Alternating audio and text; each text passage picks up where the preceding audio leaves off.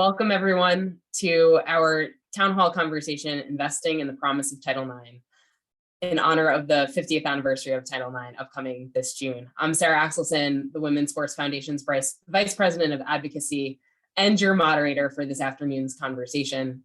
This town hall is the second in our series, which will continue through to September. These conversations will examine the themes identified in our newest research report, Title IX at 50, We're Not Done Yet, released just last week. And if you miss any of the conversations, please be sure to check out our YouTube channel where the recordings will be shared.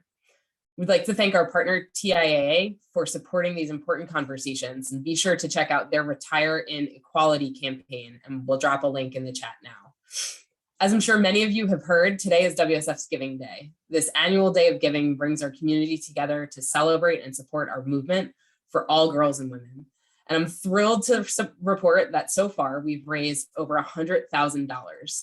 Thank you all so much for your support. And a huge, huge personal thank you to the Women's Sports Foundation's Advocacy Committee, who together have offered a generous $35,000 matching gift. I want to thank all of you who have donated today, and I hope others will also consider making a gift. And a quick note that anyone making a donation of $250 or more will receive an autographed copy of Billie Jean King's memoir, All In, and we'll drop the link into the chat to donate. It's my honor now to introduce you to today's panelists. First, Danette Layton. She joined WSF in March as the 7th CEO in our organization's history. Danette brings an array of operational data and analytics, sponsorship, fan engagement, marketing, and sales experience to WSF, spanning professional and college sports for both men and women. Most recently, she served as Chief Marketing Officer of the Pac-12 Conference, and prior to her time with the Pac-12, she was with Maloof Sports and Entertainment's NBA Sacramento Kings as Vice President of Marketing and Brand Development, as well as Vice President of Business Operations for the WNBA Monarchs, where she led the business of the World Championship winning WNBA franchise. She also previously worked for Sony and managed their sponsorship of the PGA Tour's Sony Open in Hawaii, and was Stanford University's Executive Director of the 1999 NCAA Women's Final Four. Welcome, Danette. Next up, we have Meghan Duggan. Meghan is WSF's current president. She was a top collegiate ice hockey player at the University of Wisconsin, winning the prestigious Patty Katzmeyer Award, the IIHF Women's World Champion, Olympic medalist and two-time Olympic silver medalist, Olympic gold medalist, two-time silver medalist, captain of the U.S. Women's National Team during the boycott and the fight for equal pay and treatment, and currently works in the player development role with the New Jersey Devils. Welcome, Meghan. And finally, we have Swin Cash, who is a WSF Board of Trustee member, two-time national champion with UConn in 2000 and 2002, and in 2002 went 39-0 with that team. Number 2 overall pick in the 2002 WNBA draft, played 15 seasons in the league, 3-time WNBA champion, 4-time WNBA All-Star, and 2-time WNBA All-Star MVP, 2-time Olympic gold medalist, Women's Basketball Hall of Fame and Basketball Hall of Fame. It keeps going. All-time WNBA top 25, currently Vice President of Operations and Team Development with the New Orleans Pelicans, and one of only 11 women to receive an Olympic gold medal, an NCAA championship, a FIBA World Cup gold, and a WNBA championship. Welcome, everyone. I am humbled to be in your presence and really looking forward to our conversation today. And I just want to note that for our attendees, please feel free to drop some questions in the Q&A, and we'll do our best to either weave some of them in throughout the discussion, or we'll get to some at the end as time allows. So as I mentioned, today is an opportunity for those attending to get to know some of the newer faces here at the Women's Sports Foundation. And I know that you've all been involved with WSF over the years, but you're relatively new to your current roles with WSF. Meghan, you as president, Swin as a board member, and Danette as our CEO. So my question to all of you, and Meghan, maybe we'll start with you, is why WSF? What is it about this organization that drew you in? Love that question, and thanks for the intro, Sarah. First of all, always a pleasure to do anything with the WSF family, especially celebrate Title IX. So looking forward to this discussion today. But For me, I've been asked that before, why WSF? And my answer always comes back to people and purpose. And the first one, people, is what immediately drew me in. The group that I've been able to meet, the people I've been able to work with, some of the amazing athletes, coaches, women, people in different operational roles that I've met at events, sparked some of the greatest conversation, and always makes me feel when I leave like, wow, so inspired. So the people, first of all, and then the purpose. The reason I got involved was because I've been building my life and living my life around, the same mission and core values that WSF believes in and stands for and operates by on a daily basis. And so as soon as I kind of met the organization or was introduced to, it was a no-brainer for me. What we believe in, and like I said, our mission and core values and things we tackle on a daily basis at WSF is everything I'm passionate about, and how I want to live my life. So it was a no-brainer for me between the people and purpose of the foundation. Awesome. Swin, how about you? What drew you to the board? Yeah, I think a lot like Meghan, I think over the years and just being able to be celebrated in a way by the foundation. And I think knowing that they've been a resource for so many young people, and the advocacy work that has been done, and just being such a huge fan of Billie Jean King and what she's meant not only to the game, but to women. We just stand on the shoulders of giants. And I used to always say, like, man, WSF is doing some amazing work, and you're always on the sidelines, right? And you're like, they're doing great work. Well, whenever you get that call and you understand that, the board, the organization is trying to take it to that next level, and you have the ability to have a voice, to be able to contribute, to have ideas, you jump at it. And it wasn't a question for me. It was just when and what do you need? And I think that's what really drew me to just kind of the board, drew me to this moment in time. And I'm just grateful to be amongst other women and men who are not only allies, but believe in the mission of this foundation and what can happen in the next 50 years plus. So I'm excited to be here. Excellent, thank you. Danette, the newest addition to the team, what drew you in?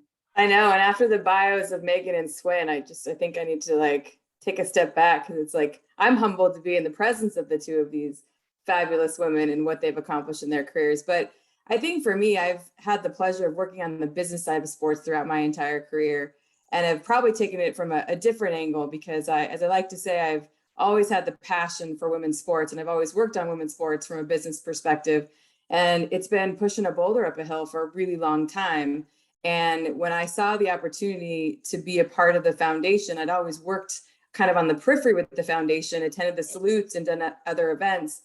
But I was so mesmerized over time of what a visionary Billie Jean King was 48 years ago, to recognize the importance of building a foundation like this, and to understand the value of having an organization that is truly the guardian angel and the protector of Title IX, and how important that is, not only to those that want to compete at the highest levels in athletics, but really how important it is to someone like me, who was a middle school statistic, who recognized that if I wouldn't have played sports in my youth, I don't think I'd be the career executive that I am today. And I know for me personally, it was time in my life, in my career, to be able to do something I'm incredibly passionate about and believe again in the purpose and the mission of the Women's Sports Foundation. And I want to be a part of the generation that takes the Women's Sports Foundation to the next level for the next 50 years, very similar to, I think, what Swin and Meghan feel. I know I benefited from this, and it is very important to me that my great-great-grandchildren have the same opportunities. And I think time is now. I wish I could say that we weren't living in a society where there's a lot of concerns around women's rights. And I'm really, really passionate about making sure that people see the importance of Title IX, and we can't rest on our laurels, and we need to fight for it. So I'm thrilled to be here and to represent such a visionary in Billie Jean King and what she created 48 years ago. Thank you, Danette. And I think that's important, right? The vision for the next 50 years, and this conversation and the series that we're having of these town hall conversations is really based on the new research report that we just released last week, 50 years of Title IX, we're not done yet. And really what that research shows is that while we've made great progress, we still have so much more work to do. We know that high school girls today still don't have the same level of opportunities that boys received before Title IX was passed in 1972. So while we've made progress and there have been great strides, we have work left to do. And we're so thankful to have all of you and all of those watching today, in our ranks to continue that fight. But I'm curious for each of you to reflect on, what Title IX means to you, and do you have your own personal Title IX story to share and experience with the law? Swin, do you have an experience with Title IX? I think every day I'm waking up and played sports. I have an experience absolutely with it, Sarah. I think the biggest thing that I think about is going to UConn, and I think about walking into UConn, and I remember, we had a certain locker room and a place, and our men's basketball team, and if you know the story back then with Coach Calhoun and Coach Oriema, there was a fight that whatever the men had, we were going to have. It was equal on every side, and no one was going to give ground. And I remember we were terrible. We were playing horrible in practice. Everything was going on. And Coach Oriema went into the locker room, had them go into the locker room and took all of our things out, right? Took all of our stuff out and said, we want you to have exactly what some of the other teams who are playing have here at the university, and some of the people who actually have to pay to play and don't have the scholarships, whether it's our track team, whether it's our soccer team. And I remember at that moment being like, well, in my head, like I heard of Title IX, but not understanding like the full magnitude of it. And it was such a perfect time for our assistant coach, Chris Daly, to really break down. And after we were in all these grades, like every other team, because, basketball was elite, right? So we had all of the best Nike stuff that was happening. And he took all those things from us and he brought it down to a basic point. And we had to educate ourselves about, we're here on scholarship, but let's talk about the men that have scholarship, the women that have scholarships, what, you're entitled to, what you don't. Let's learn more about Title IX. And I remember that was my first real kind of introduction to the space of just the structure on a collegiate level.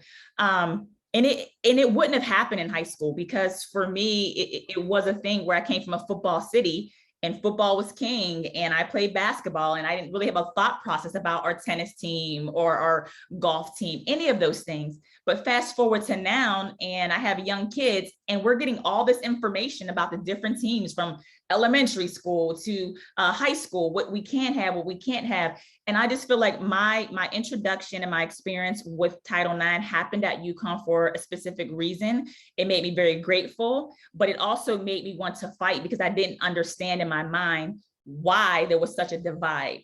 And so I think sometimes as athletes, we get so caught up, especially when we play a primary sport, that you forget about all the different intricacies and why you should just be thankful for the scholarship, because it's not set in stone if somebody didn't have legislation, if they didn't fight to give you that opportunity. So that was my first kind of real experience with Title IX and learning about it on a totally different level. Yeah, and that's fascinating, right? Because we know that the research shows us that not everyone is explicitly taught about the law. So I think that's so important to hear that and to know, what an impact that made for you. Meghan, I'm curious to know your experience with Title IX. Yeah, I mean, similarly, right? Like when I think about Title IX, I think about the opportunities I was given at the collegiate level.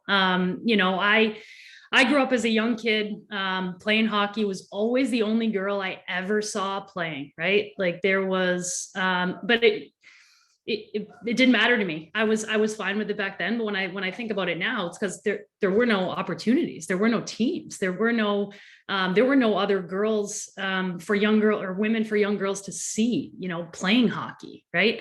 But I had great support and family and friends and teams. But my goal was, I want to be an Olympian, right? That was my goal when I was a young kid. And I built my life around that dream. A crucial step for me in that dream was the NCAA.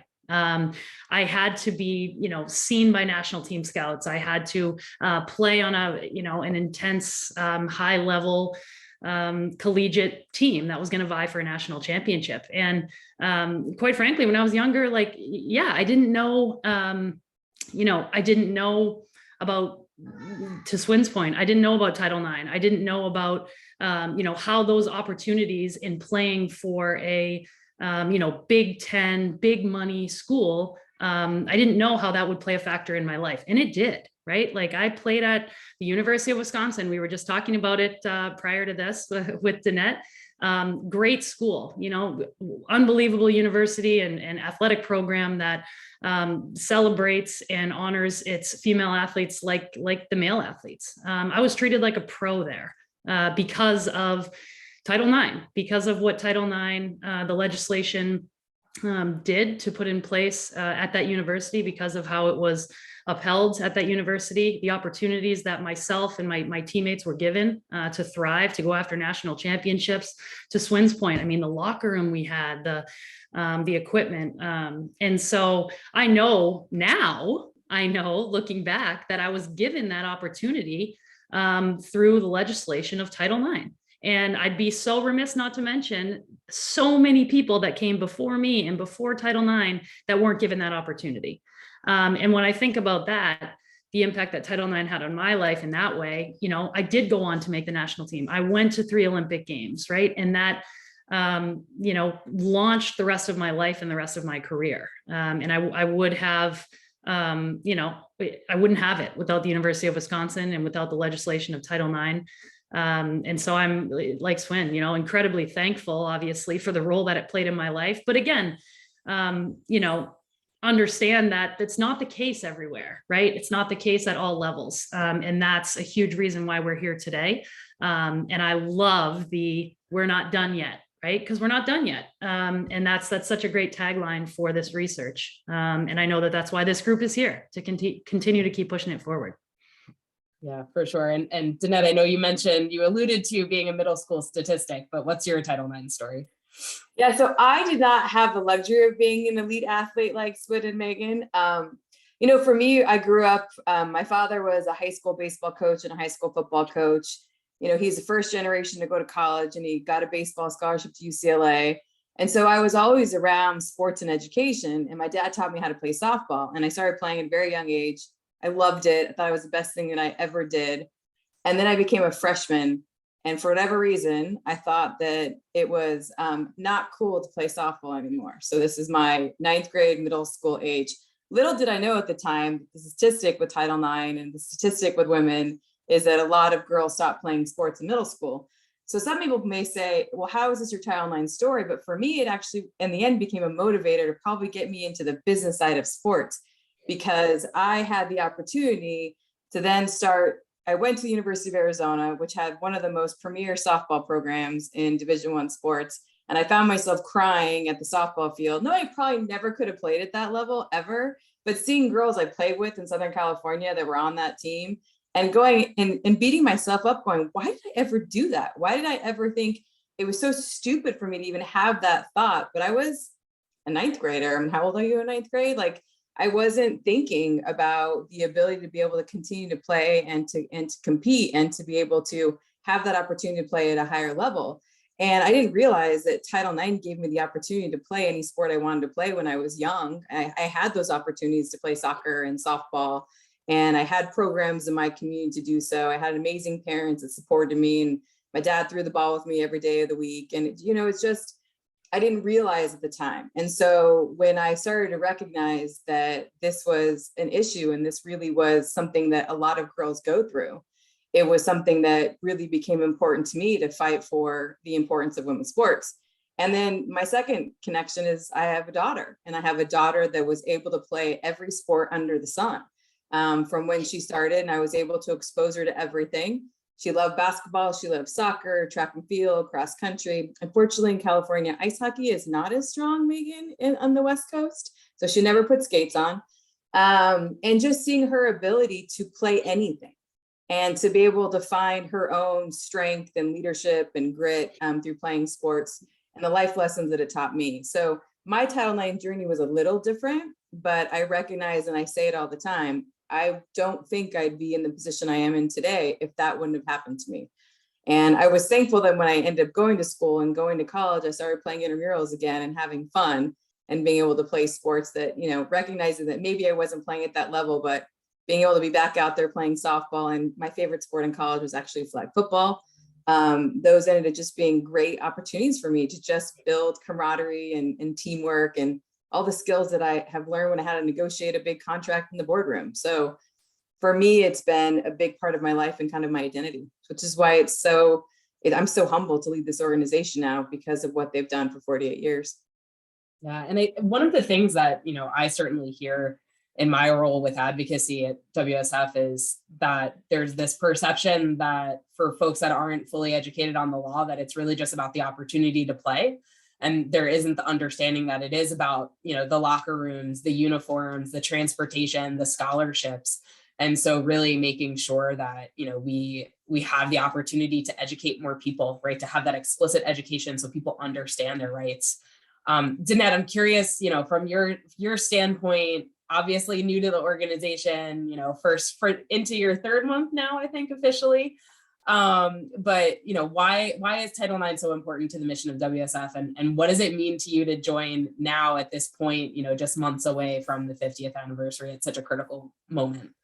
Well, I love the fact that there's tons of attention on Title IX. No, as a former marketer, I will say that what I want to make sure doesn't happen, that when the anniversary is over in June, that people don't forget about the importance of Title IX. And I'd ask everybody that it's our job to continue to carry the torch. And I think that's something that we're recognizing more and more, the importance of, just because we've had this amazing law in place for 50 years, we've seen how much has happened over the last few months in particular to try to take down some rights for women. And this really is about women's rights and women's opportunities and the participation in sport. One of my favorite stats that I always talk about, and it probably resonates with me, is that there's no accident that 80% of female executives of Fortune 500 companies played sports.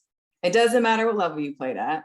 So there is a correlation to leadership. And one of my things that I want to really work hard on is getting more women in C-suite positions and decision-making positions to make a difference on the power and the impact of the importance of women's sports. And you can be at any level. And I think that sometimes the part that everyone assumes that you have to compete at the highest level, but just competing and playing sports for all girls and all women is what is so critical. And I think that for me is what I'm most excited about, is we have the next iteration that we need to think about for Title IX, and being the protectors, being the advocates, looking for opportunities to be better in areas that we haven't been compliant. But I love the fact to have a voice and to be able to share that voice is a really unique experience for me, in a way that I haven't had the ability to do that so much on the business side. And I know I was getting tired of being one of the only females in the room on the sports side of things. And I know both Swin and Meghan know this well, and what they're both doing in the NHL and the NBA. And it's time for that to change. And that's one of my objectives that we can really work on at the WSF in more ways than one. Yeah. And I think your point to, you know, making sure that the attention to the anniversary doesn't end in June, right? We often, these milestone anniversaries can be used as these celebratory retrospectives, right? Of how far we've come, and, you know, everyone really focusing on that rather than the work that we still need to do. And that's why it was so critical for us as WSF to really, we need to leverage this anniversary to have the critical conversations of where do we need to go and what still needs to get done. And so Swin, I'm curious your perspective. You know, last year we saw, you know, the world was reminded that we do still have some work to be done during the NCAA basketball championships, thanks to a number of people drawing attention to some of the inequities that were there. But certainly, you know, Sedona Prince's TikTok video went viral. And there were people that were not in the nuance of women's sports, you know, neighbors and people, you know, at the store who suddenly were asking questions and paying attention, that for those of us who were so immersed in the space, maybe we're not quite as shocked, right? But that conversation really took hold in a way that I think we haven't seen in some time. And so I'm wondering, what were your initial thoughts when you heard what was happening at those championships? And do you think we're seeing meaningful change now as a result? Yeah, so my initial thought was, Like I was clapping it up because I think our young people are figuring out the way that they get their voices out is to use the platforms that we may not have had years ago, even when we played, even 5 years ago. I think using TikTok, showing the inequities that are there, showing the lack of resources. It was funny to me being in, I was in the grocery store and someone came up to me, they wanted to talk about Pelicans, but they were like almost grabbing their pearls saying, did you see what was happening to the girls' women's basketball? Like I couldn't believe it. And I said, oh yeah, I'm glad you finally saw it. But I think because it went national and so mainstream that there were people who just didn't realize. And a lot of times when people are doing the advocacy work, they think we're just screaming and yelling and they don't understand that this is truth, this is happening. And I was just proud that not only that the players, that now it made, because Sedona's point in her TikTok went viral, it allowed coaches to say, hey, maybe I can stand up a little bit more for my players. The coaches for a long time have known this has been happening, but you get into that position where you have this huge organization and everyone's saying everything's fine, and you don't want to ruffle any feathers. But I'm just happy that our young people are realizing that there are ways for them to use their platform. I was so happy, but I was more encouraged that changes were made for this year. Like, it's one thing, you have to go from, and we talked about this a lot in the WNBA, from the protests to the advocacy to talking about it to what's the resolution? What's the change that's happening? Are we completely there? No. But was there a better tournament this year? And did the women produce significantly more in the ratings and people watching digitally? All the analytics are there to show you when you invest in women, whether it is at the professional level, whether it's at the collegiate level, investing in these women, you will see the results. And so for me, I was really happy that there are moments in time like that we have to be able to take it and then push it forward. And I felt like overall, that was a moment in time that was pushed forward even a year later. So I was really, really happy about it. And I was happy that a lot of the programming people who think that these things don't happen in collegiate sports and that everything is equal had an opportunity to have their eyes open. Yeah, and I think it was just such an easy visual, right? An easy to understand visual for folks. And certainly, you know, there was a gender equity review that came out of that. And I think it's now on us, right, to make sure that we keep that pressure up and turn that into meaningful change.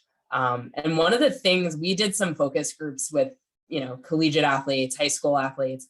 One thing that I think came across very clearly is that even if student athletes have not been expressly educated on Title IX, they can spot inequities so fast, right? So they can understand the inequities that exist. They just may not be able to take it to the next step and understand that they have legal rights and they have a right for things to be different than they are. But the ability to recognize what's not fair and what's not equal, I think all of our student athletes possess that with a tremendous amount of skill and nuance and insight into, you know, the realities within athletic departments. And so I think part of our task, right, is just making sure we get them to that next step of understanding and being educated on the law.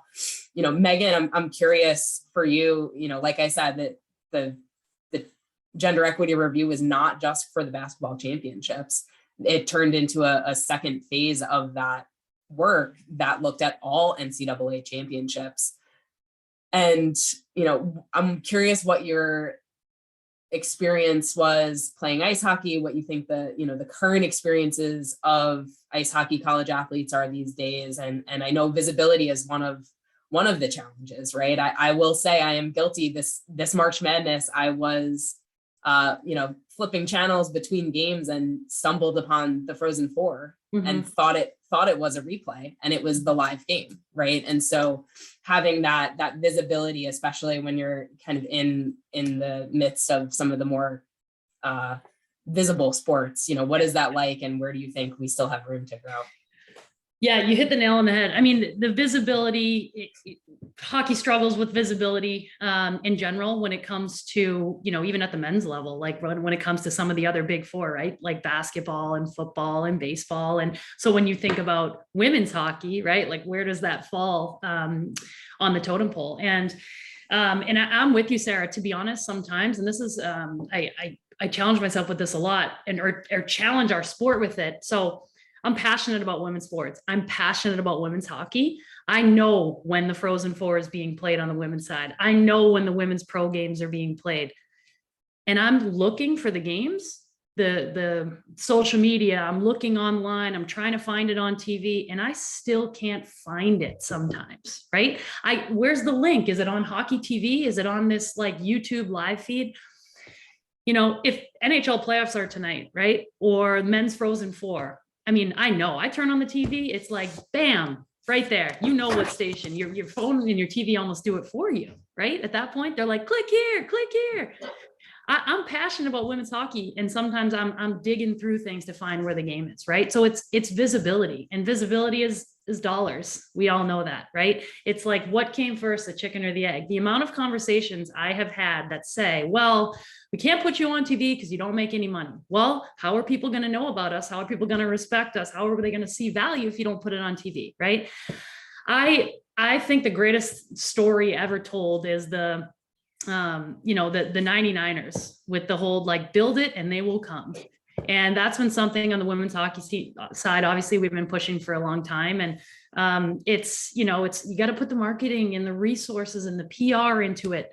And people will find it. People will come watch, and people will believe in, how dynamic it is, and how fast it is, and how competitive it is. But when someone who's passionate about it can't find the link or the TV station, I mean, you're not gonna get others to find it, right? And so increasing visibility is huge. Putting the same marketing and resources and PR into the women's Frozen Four as the men's Frozen Four. It's critical. It's not there yet. Again, has taken strides to everything that we have been talking about, but it's not there yet. And I think, to both of your points, Danette and Swin earlier, about taking this momentum and running with it, right? I had a great mentor say to me once, like, we have to make this a movement, not a moment.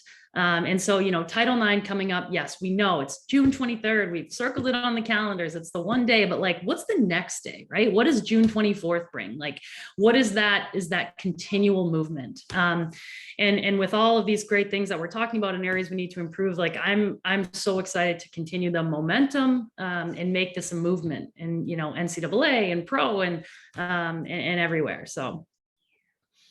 Awesome. Well, and so you alluded to it, right? The work in the men's sports and how that is very different, right, from the experiences as a woman student athlete. But curious, Swin and Meghan, for both of you, to reflect on working in men's professional sports today, if your experiences are similar or different, right? Just an overall reflection, but also how your skills gained through sports really set you up for success in your current careers. I'm still off mute, so I'll just jump in, but this Zoom life. I mean, men's sports have the resources and the dollars, and it's, I can't imagine women's sports having these resources, but we'll get there, right? Like movement, not a moment. I love it. I'm really enjoying my experience working in the National Hockey League. I think, to your question, Sarah, like what I'm learning, I mean, my hockey knowledge, my background, playing at an elite level for a long time, opened the door for me to have this role, and just my knowledge of the game. But the other thing I've learned in my career is it goes, to be effective, it goes beyond just my hockey knowledge, right? All the other things I learned being an athlete that I can bring to this organization, right? Passion, confidence, teamwork, leadership, vision, strategy, goal setting, right? Like being a self-starter, all those types of things that I myself benefited from and learned from by playing sports, regardless of what sport it was. Those are the things, in addition to my hockey knowledge, that I find are most effective to bring into my role in my career and the organization I'm in right now. And I had an opportunity, obviously, to learn those things just by playing sports. Yeah, absolutely. I think Meghan said a lot of it. I think one of the biggest things for me too was my exposure while playing to all the different sectors within the sports realm. So while I played in the WNBA for 15 years, I also was working alongside with our executive committee, part of the union. And so I went through 2 CBA negotiations, understanding kind of labor laws. And I never want to read another CBA if I don't have to, but getting deep in there and all the legalities and all these different things. And when you're negotiating, understanding what that looks like. So now when you're talking about on the team side, I've had exposure to what the union thinks like, and strategy that comes from that. I've been an athlete, been in the locker room, the mindset with that. I've covered it from a sports angle. So understanding like what you're looking at, how the media operates. So you bring all those different skill sets and things you've been exposed to the team. And for me, being at the team level, Meghan said it, like there's no resource that's not given to men's sports.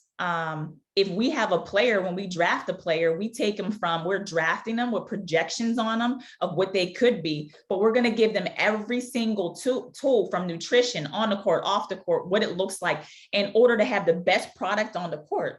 On my day-to-day job, I also work with our marketing, our business side, more of a hybrid, understanding how are we building out, how are we promoting our players? What does it look like?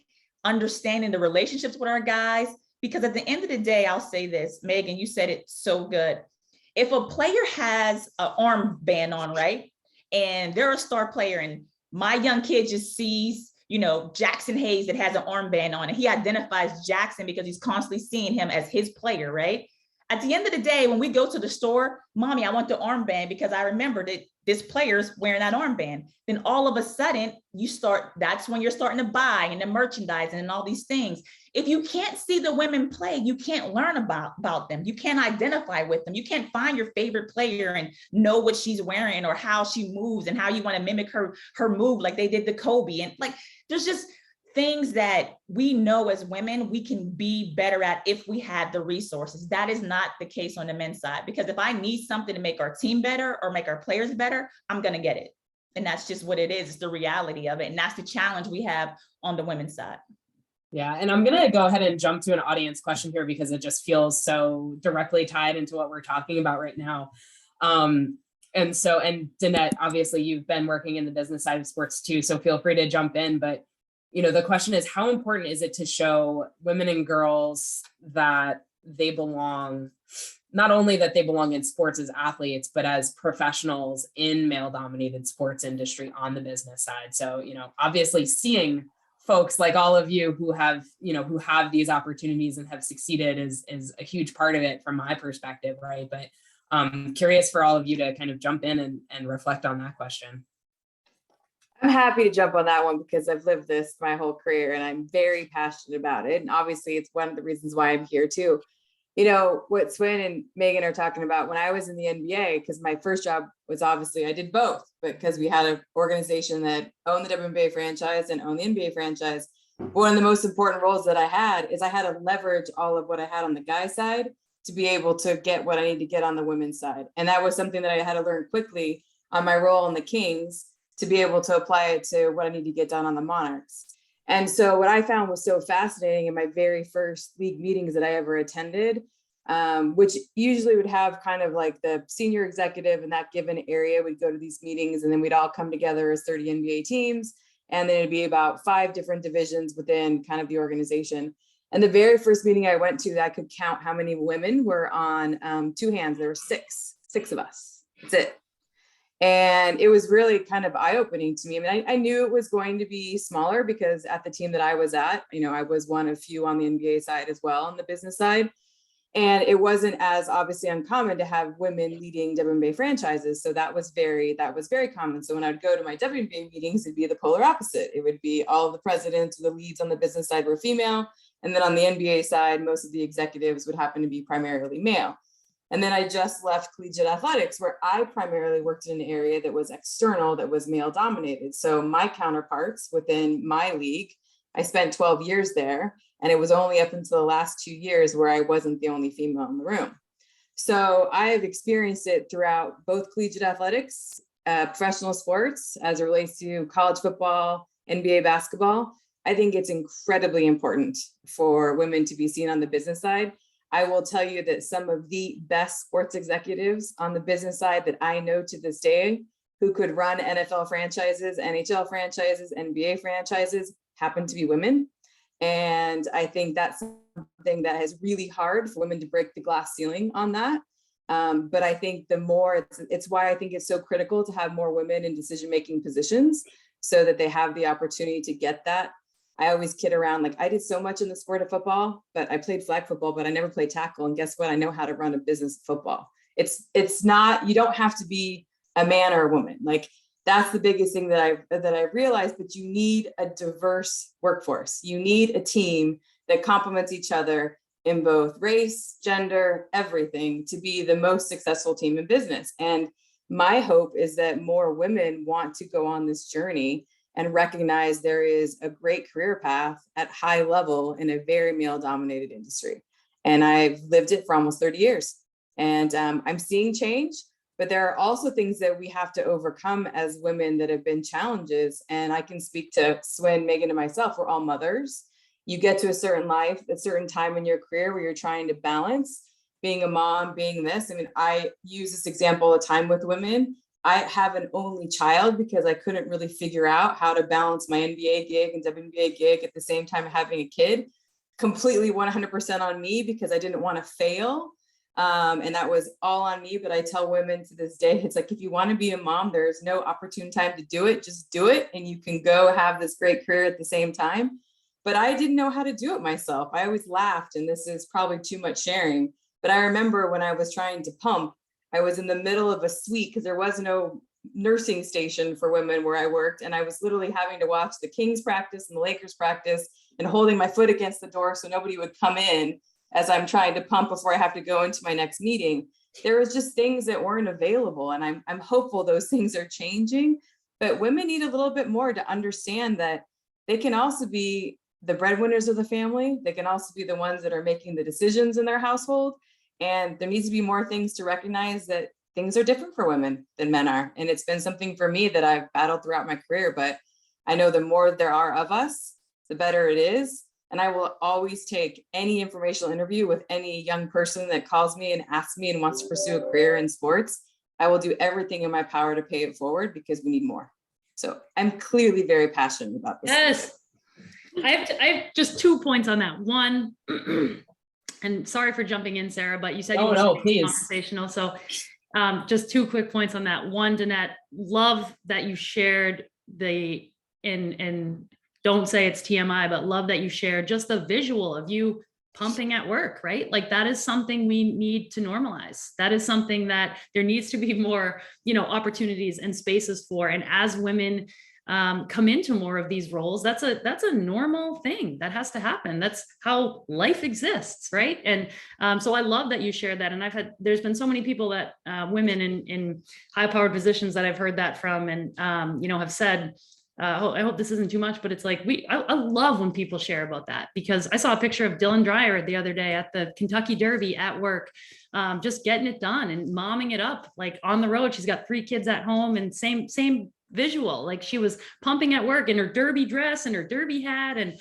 it's just like, all the power to you. Like, what a boss to be able to manage that and do that while at work, right? And the other thing that we talk about a lot, and have started having a lot of conversations about on the in hockey, a sport that really struggles with diversity, right? When it comes to women and people of color, and we've talked about like the importance of creating these pipelines, right? The mentorship, the pipelines, like Danette just said, like she will take any call, but creating these pipelines in hockey for girls and women to have the same opportunities that guys do, to just come right up, call their buddy, get an opportunity, right? When a job comes up, In hockey, you know, there's every male has 15 friends he'll just reach out to and call and bring right in, right? Where are those pipelines for women? Where are the, you know, continuing to bring like lists of women in? Like, how about this person for that role and those types of things? And so I just wanted to make those 2 points. I think I love Danette's passion, and I love how the 2 topics that she brought up, you know, normalizing working moms, one, and you know, being passionate about the mentorship and creating those pipelines, and supporting other women to get involved in you know, positions and roles in male dominated industries. And Sarah, can I just add one thing to that? Yeah, please. I want to give a huge shout out to kind of my boss, David Griffin, because when I came in here, even before I was hired, I was just here to have a conversation with him, and he was talking to the architects about the building and changes that need to happen. He's like, hey, Swin, come here. Now, I wasn't hired yet. I just came down here to have a conversation. And he said, so, you know, I want you to be able to come here. We're going to hire other women. I'm sure we're going to do this, but there doesn't seem to be a space. Like, what should I do? And he literally asked me the question. I'm like, I appreciate that. And so from that point on, and even while taking the job, it was, what is the space that women need? He didn't have necessarily the answer, but he knew we're going in a different direction. So let me know what it needs to look like as we're building this thing out. And I just say all the time, like, we can't come in and assume that even if there are men that are your bosses or in different positions, that they're going to know what to do. Being able to advocate not only for yourself, because I say this to even some of the people I mentor, younger WNBA players, there are doors they're walking through that I never got to walk through, but I was banging on that thing hard enough to crack it for them to be able to push it open and walk through it right now. So when you get into the space, know that you're trying to build out for people that may be able to benefit that won't be you right now. So we have to build out these practice facilities, you know, game day. Every NBA team has refs. They have women that are on staff, and there should not be one arena, and there's one arena, we're going to change it, that doesn't have a designated space for the visiting teams, women executives and their coaches. And that has to change. Like, those are the small things that we can keep building on to change it. And so I just wanted to give a shout out, because it meant a lot to me in that time that he's already kind of forward thinking, and we have to hold people's feet to the fire about that. Yeah, and that's so powerful, right? And to have that before you're even on the, you know, part of the team, part of the, you know, business, that I would imagine that helped to sell you that was a good place to go to have the opportunity to lend your voice. You know, Danette, I'm curious, big picture, take a few steps back. What do you think the future holds, you know, both for Title IX and more broadly for women in sports? Well, I think Meghan said it best. I think we have a ton of momentum, but you can't stop. And I think we can't believe that this is just going to continue to exist. There is a generational component that I'm a bit worried about. I know, like, I'm Gen X. I'm going to date myself now and probably figure that out by how long I've been working at this point. But I think the reality is a lot of generations below us, some of them aren't educated on what Title IX is. Like, I don't think my daughter would know it unless she was my daughter, because she was raised by me. I think it's really important that we have to educate all the generations to understand that this, like, it is awesome that we, as Swin said, she cracked the door open for a lot of these athletes, but we have to remind those athletes that door got cracked, and it took a while to get that door cracked. Just like it took a while for those that came before us, or the fact, I remember when I first started in this industry, certain male sports franchises wouldn't even hire women. And so, like, there is different in the front office. So, like, I think we can't stop reminding ourselves of that and then being vocal about it and advocating for it. And I believe wholeheartedly in always paying it forward. You know, we have an incredible group, as Swin said, of male allies that are just as important as women supporting this. You need to have the big picture keep and pushing Title IX forward for us. And I just don't think the work ever stops, which is going back to our research report. I love the strides we've made, but I'm still shocked on where we are. And I think that we really have to find ways to put our money where our mouth is. Like, I'm the biggest believer in invest in women and show the value of women's sports and show the value of hiring and working really hard to hire a diverse workforce. If you're in a position where you get to hire people, I don't care at what level, pay attention to how you hire, pay attention to how you recruit, and you have to work at it. This is not something that just you take in and say, oh, I didn't get any candidates. No, you have to go work at it. You have to go make a difference where you can make a difference. And you have to realize that you need to pay it forward. Like for me, everybody that I ever talked to is just do it for the next woman. I didn't know what I was doing. I had no idea who to talk to. There was not anybody from my family or anybody that was in this profession. I was completely alone. It was probably good because I was completely naive when I first got started. But as things got harder, it was really hard for me to find my people and to find people that I could really count on and have hard conversations with on things that I was going through, because I didn't have anybody that looked like me in any room. And so the more that we can change that, I think that's our opportunity for where Title IX can really help. But I do think we have some really killer momentum. And I don't want us to stop thinking about that and making sure that we invest in women. And I think that's the most important thing. And I'm hopeful that people will see the value of it. And I always say this, it's really simple. If you love sport in any form or fashion, buy a ticket to a women's sporting event, go to a game, go to a WNBA game once, go to a college game, go to your local community, anything, and go support a women's team. And I think that's something that not all people realize how simple it is to do. Yeah, absolutely. So we are almost out of time. And as we started at the top, today is WSF's Giving Day. And I think this conversation really provided a window into why our work is so important. But I want to give the folks tuning in today a sense of the work that we do and the full breadth of our work, right? We've talked a lot about Title IX and our advocacy work.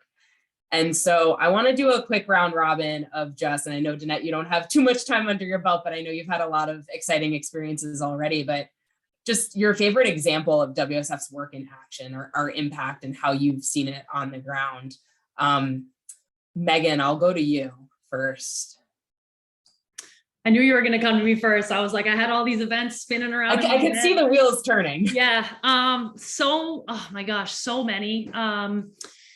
I'm going to give two, but they were on the same day. So, I think, the impact and the effect of one, being at Capitol Hill for National Girls and Women's Sports Day, getting in, speaking and meeting with policymakers, government officials, congressmen and women about legislation. There we go. I was like, how am I screwing up this word? Speaking with policymakers about legislation that impacts and affects girls and women in sport. Like there was not many greater moments for me personally when you think about like, how am I taking action today on women's sports?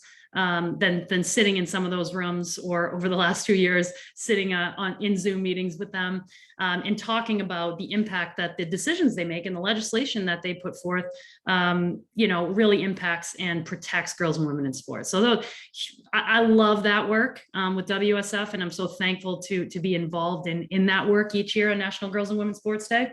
And then pre-COVID, when we did so many of the in-person events, on the same day of those Hill visits, pounding the pavement and getting out in the community and creating opportunities for girls and women in those communities to play sports. I'm not a tennis player, ran a tennis lesson one day, I think we were at Georgetown and it was awesome. There I was like, the tennis pro, I guess, teaching these young girls how to play tennis, but it didn't matter, right? We had all these stations going on. I think there was gymnastics.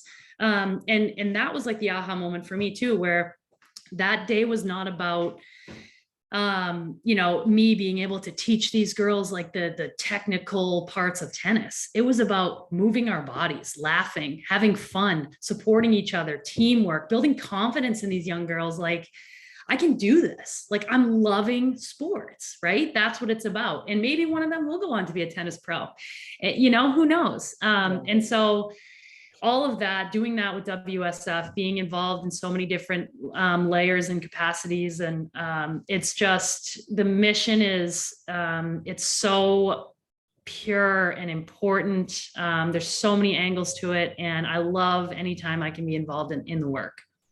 And we love having you involved in the work. Swin, what about you? Yeah, so everything that Meghan said, I mean, being on Capitol Hill, the empowerment, and I don't know if Meghan, if you did kind of a tour that was after even the Olympics, and everybody wants to talk about like using that time to say, yes, we won, but at the same time, like, here's the work we need to be talking about. Like, anytime I get a chance to get in front of people who have the ability to make decisions when it comes from a legislative standpoint, love it. I think back to kind of my nonprofit and other nonprofits that I've gone out and worked with that has done some work with WSF. And you look at even from a Go Girl Go standpoint, right? I think the curriculum has been phenomenal from the organization because it's targeted towards not only the athletes and our young girls, but also to help the parents. The biggest thing that I've noticed is having parents come up and say, wow, here was a resource. I talked to coach about X, Y, and Z, and I didn't even notice about my daughter. Like, we have the facts to back up what we're trying to help our young girls do and getting them involved. And so I've just seen, I remember being in Chicago and just, they were just so excited about like the direction they were going in, how they were going to get more girls participating and how they were going to use the resources that was given to them by WSF to help get better in the community. So like that kind of work to me is so important. And I'll also say the salute dinner for me, that was my first time because as athletes we're in this little bubble of like, you're always around basketball players or because that's our sport. But to go there and everybody to like get dressed up and to feel like gorgeous and to feel celebrated and empowered in a way, that probably is such a moment. And it's really kind of bringing everyone together that I love the fact that we do that. I love the fact that it will go on for years and years to come, because whether you're Olympian, Paralympics, everybody, we come together and we're under one umbrella, and it's just a bunch of kick-ass women, excuse my language, but I love it. I love it. And you get dressed up, you feel gorgeous and your authentic self, and we celebrate you and your authentic self. Doesn't matter like where your background is, doesn't matter if you won at this level or that level, we celebrate you. And I just love that. Yeah, it is. It's a powerful night, and it's powerful to see so many athletes from so many different sports all in the same place, and just the amazing accomplishments that are all under one roof is impressive, to say the least. Danette, I'm curious what your favorite impact in action is so far. There's been so many, even like before I came. I would say one of my favorite things is I'm a complete data and analytics nerd. Like, I love data, I love research. And so I knew the Women's Sports Foundation did a significant amount of research, but when I came in and started seeing all the research that's been done over the years, I almost fell over. And then seeing the work come to life when we launched the Title IX research project last week, and just all of the key information that continues to be so empowering in the areas we need to focus on.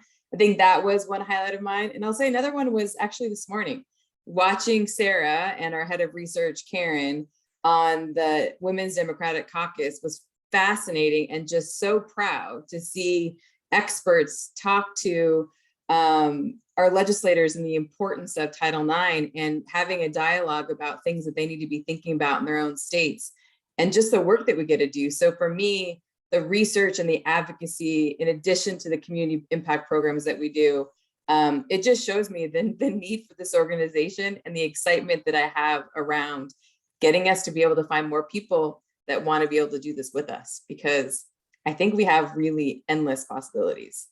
Yeah, so many possibilities. And you know, thank you all for sharing those stories, and, you know, shout out to our community impact team that works so much on We Play Interactive, which is the evolution of Go Girl Go, and a new online resource for program leaders, you know, similar to what you were describing, Swin.